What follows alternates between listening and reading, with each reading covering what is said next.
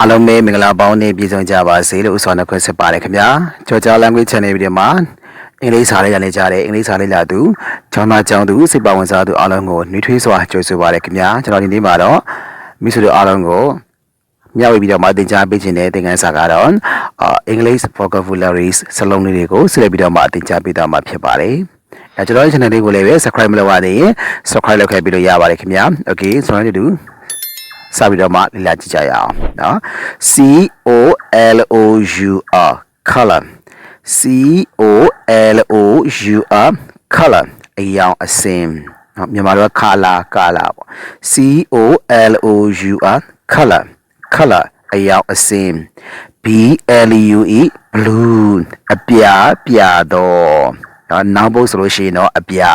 အဲ့ဒီဆိုလို့ရှိရင်တော့ပြတော့နော် B L U E blue အပြာပြတော့ W H I T E white W H I T E white W H I T E white အဖြူတော့အဖြူတော့ B အဲ့တော့ white division white ဆိုရဲ white နော် white ဆိုတဲ့ပုဂ္ဂိုလ်လည်းပဲ white ဆိုတဲ့ဒီအဖြူကလည်းပဲအဖြူဆိုလို့ရှိရင်ဒါ noun ပုံဖြူတော့ဆိုလို့ရှိရင်ဒါ adjective ပုံနော် B R I G H T bright တောက်ပတော့ B R I G H T bright တောက်ပတော့ G R E E N green G R E E N green အစိမ်းတော့နောက်ဘုတ်ဆိုလို့ရှိရင်ဒါအစိမ်းရောင်ပေါ့နော်အဲ့ဒီဆိုလို့ရှိရင်တော့အစိမ်းတော့ G R E E N green အစိမ်းတော့ B L A C K black အနက်တော့ B L A C K black အနက်တော့အဲ့တော့နောက်ဘုတ်ဆိုလို့ရှိရင်တော့အနက်ရောင်ပေါ့နော်အဲ့ဒီဘုတ်ဆိုလို့ရှိရင်တော့ဒါနက်တော့ Y E L L O W yellow Y E L L O W yellow ဝါတော့အဝါရောင်ရတယ်ပေါ့နော် Y E L L O W yellow နော်ဝါတော့အဝါရောင်ရပါတယ် B E A D bead ပတိစေ D A R K dark မောင်တော့ညိုတော့နော်မောင်တော့ညိုတော့ D A R K dark မောင်တော့ညိုတော့ L I B lip နှုတ်ခမ်း L I B lip နှုတ်ခမ်း T U R B A N turban T U R B A N turban ခေါင်းပေါင်းကျွန်တော်ဒီအိန္ဒိယမှာဆိုချို့မွတ်စလင်เนาะဒီခေါင်းပေါင်းနေပေါ့เนาะသူတို့ရဲ့ဒီခေါင်းပေါင်းကြီးတွေပေါ့တဲ့စကိုင်းထဲမှာတူတယ်เนาะအိန္ဒိယစကိုင်းထဲမှာအဲ့ဒီပုံစံမျိုးတွေပေါ့ T U R B A N turban ခေါင်းပေါင်း S T O R Y story ပုံမြင်ဝတ္ထု story ပေါ့ပြောမှာဆိုနော် S T O R Y story ပုံမြင်ဝတ္ထု F O O D foodအစာ P O O R poor ဆင်းရဲတော့ P O O R poor ဆင်းရဲတော့ G O O D good ကောင်းတော့ကောင်းတော့ပေါ့နော် G O O D good ကောင်းတော့ C A L L E D cold ခေါ်အပ်တော့ပေါ့နော်ခေါ်ဆိုအပ်တော့ C A L L E D cold ခေါ်အပ်တော့ S W E A T E R sweater ပေါ့နော် sweater မျိုးမှာဆိုလို့ရှိရင် sweater အင်ကြီးတွေနော်ကျွန်တော်တို့ဒီဘက်ခေတ်မှာမနေ့ကမှာတော့ sweater ဝယ်ရတာနဲတော့ပါကျွန်တော်တို့ဒီဘက်ဂျာတူကတော့နော်ပြည်လူနိုပါဆိုလို့ရှိရင် sweater တွေရောင်းတယ်ဒါရန်အေးတဲ့နေရာတွေပေါ့ S W E A T E R sweater G-R-A-Y gray မွေးပြသောညိုမိုင်းသော G-R-E-Y gray မွေးပြသောညိုမိုင်းသောအတွေ့အကြုံနော်မွေးပြရောင်ပေါ့ညိုမိုင်းသော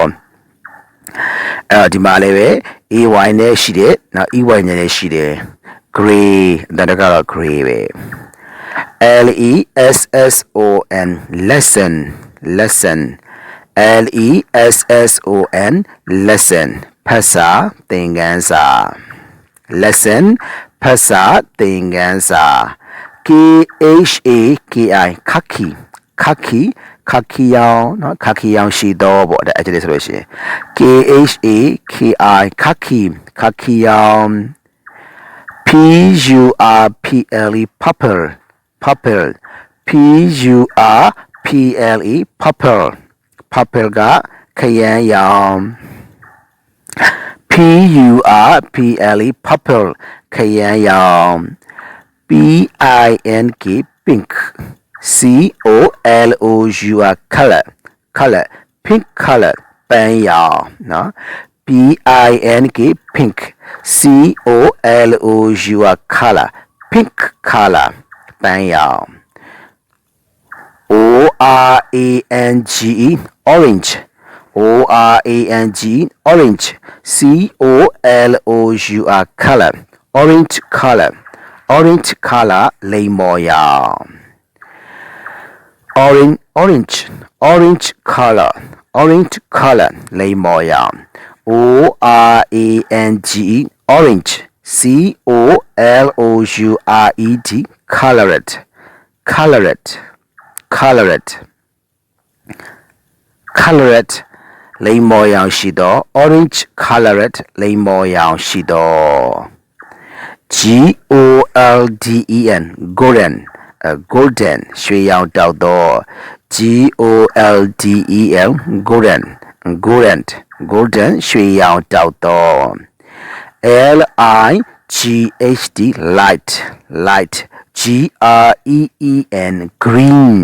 light green စိတ်နှူရောင်ရှိသော L-I-G-H-T light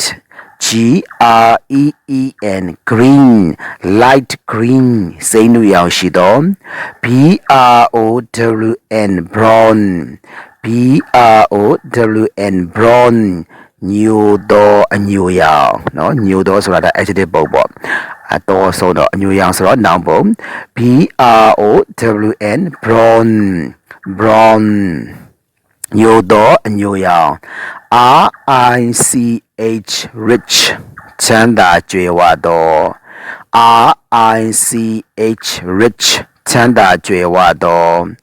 B-A-D bed bed B-A-D bed bed နော်ဒါမကောင်းသော bed မကောင်းသော E-V-I-L evil evil ကလည်းမကောင်းသောပဲเนาะ bad B-A-D bad bad B-A-D bad မကောင်းသော E-V-I-L evil မကောင်းသောမကောင်းသော C-O-O-L cool အေးသော C-O-O-L cool အေးသော C-O-L-D cold အေးသော C-O-L-D cold အေးသော Y-O-U-N-G young ငယ်ရွယ်သောဒါအသက်ကိုခေါ်ပါနော် young young man young man ဆိုရင်ဒါလူငယ်လေးပေါ့နော်အသက်ငယ်သောလူပေါ့ young boy ပေါ့ငယ်သောယောက်ျားလေး young man ငယ်သောမျိုးသားပေါ့နော် Y-O-U-N-G young ငယ်ရွယ်သော young N-A-M-E-D named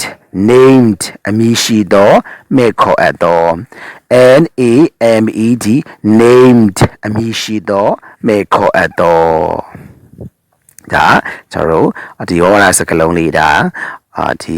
ဝါရစကလုံးလေးတွေကိုဒါကျွန်တော်တို့ကြက်မှတ်မှာဖြစ်ပါတယ်เนาะကြက်ရမယ်မှတ်ရမယ်ပေါ့အလွတ်ရအောင်ကြက်ရမယ်ခေါင်းထဲကိုဆွဲအောင်ကြက်ရမယ်မှတ်မိဖို့တက်ကကြက်ဖို့က နီလန်းကလွယ်ရင်ဘာမှမရှိဘူးပေါ့တော့ကြည့်ရမယ်ကြည့်ပြီးတဲ့အခါမှာကိုယ့်ရဲ့ဒီဝကြရတဲ့မှာအသုံးချရမယ်စာတွေဖတ်မှာပေါ့နော်ဒီလိုဟောတာစကားလုံးတွေကိုကြည့်မဲ့ရမယ်ဝိရိယထားပြီးတော့မှမလို့ရင်တော့မရဘူးပေါ့အဲ့ဒါကျွန်တော်တို့ကဒီနေ့ကိုနင်းကိုကအချိန်လေးပြီးပြီးတော့မှဒီနေ့ဘယ်လောက်လဲပေါ့ကိုတွေ့ဒီအင်္ဂလိပ်စာလေးကြဖို့အတွက်ဒီနေ့ကိုတနာကြီးပေါ့24ညကြီးရှိတာပါအားလုံးက24 hour ပိုင်ဆိုင်ကြနော်24 hours ပိုင်ဆိုင်ကြတယ်လူတွေအားလုံးအဲ့ဒီချိန်လေးကကိုတွေ့တနာကြီးလောက်ကိုဒီအင်္ဂလိပ်စာလေးကိုပုံမှန်လုပ်သွားမယ်ဆိုလို့ရှိရင်ဒါဝိရိယရဲ့အကျိုးလုံးလားဝိရိယရဲ့အကျိုးတခန်းစားမှာဖြစ်ပါတယ်နော်ဟောတခြားအကျိုးမရှိတဲ့အရာတွေနဲ့အချိန်ကုန်မဲ့စာကျွန်တော်တို့ကအကျိုးရှိတဲ့ကိုယ့်အတွက်ဒီဘာသာစကားတစ်ခုကိုတက်ထားမယ်ဆိုလို့ရှိရင်ဒါကိုယ့်အတွက်အကျိုးရှိတာကိုဒီအကျိုးရှိတဲ့လုပ်ငန်းတစ်ခုကိုကအချိန်လေးပြီးလုပ်မယ်ဆိုလို့ရှိရင်ဒါဝိရိယရဲ့အကျိုးခန်းစားမှာဖြစ်ပါတယ်နော်အဲ့ဒါမျိုးစူးစမ်းပါ try the best ပေါ့အကောင်းဆုံးစူးစမ်းပါ don't give up ဘယ်တော့မှလက်မလျှော့ပါနဲ့ခက်လိုက်တာဆိုပြီးတော့မှမတင်မဲမနေပါနဲ့စူးစမ်းပြီးတော့မှလေ့လာပါသင်ယူပါနော်ဒီသင်ခန်းစာဒီအင်္ဂလိပ်စာကျွန်တော်တို့တွေ့တာအမြဲတမ်းဒီအခွေးတကားတစ်ခုပါတရားတက်ထားမယ်ဆိုလို့ရှိရင်เนาะဘယ်နေရာရောက်အသုံးချလို့ရတယ်ပေါ့အဲဒါကြောင့်ကျွန်တော်စူးစမ်းပါမိတ်ဆွေတို့အမြဲတမ်းတိုက်တွန်းပါတယ်เนาะဒီဘာသာကမပြေးမှနဲ့ don't be lazy လောကမပြေးမှနဲ့ပြင်းတော့ဖြစ်မှာပဲเนาะပြင်းရင်ကျွန်တော်ဘာမှမရဘူးပြင်းနေတဲ့ပညာလည်းမရဘူးဥစ္စာလည်းမရဘူးတရားလည်းမရဘူးဘာပဲရှာလုံလဝရိယထားပြီးရှာမှသာရင်တရားရှာလဲလုံလဝရိယထားမှရမယ်ဥစ္စာရှာရင်လုံလဝရိယနဲ့ရှာမှရမယ်ပညာရှာရင်လုံလဝရိယနဲ့ဇွဲပေါ့နောက်ဆုံးကတော့ဝရိယထားပြီးတော့မှဇွဲရှိနဲ့ပေါ့ဇွဲဆိုတာကြာရှိခိုင်းတတိပါပဲဇွဲရှိနဲ့ကြိုးစားမယ်ဆိုလို့ရှိရင်ကိုလိုချင်တဲ့ပန်းနိုင်ကိုရောက်မှာဖြစ်ပါတယ်အဲ့တော့ကျွန်တော်ရဲ့သင်ခန်းစာကတင်ပြဖြစ်ပါတယ်ကျွန်တော်ရဲ့ channel လေးကိုလည်းပဲ subscribe လုပ်ရသေးရင် subscribe လုပ်ခဲ့ရပါတယ်ခင်ဗျာအဲ့တော့ကျွန်တော်ရှေ့သင်ခန်းစာကျွန်တော်ပေးခဲ့တဲ့ဒီဗီဒီယိုတွေသင်ခန်းစာတွေအများကြီးရှိပါတယ်အဲ့ဒီသင်ခန်းစာတွေကိုလည်းကျွန်တော်တို့ကထက်ခါလေ့ကျင့်ပါလေ့လာပါเนาะအဲ့ဒီအင်္ဂလိပ်စာကျွန်တော်တို့အခြေခံတွေဖြည်းဖြည်းနဲ့ပိုင်လာပါလိမ့်မယ်ကျွန်တော်အမှတ်ခံပါတယ်เนาะ okay today our lesson that's all see you next lesson may you be happy and healthy all my students be happy thank you all my students bye bye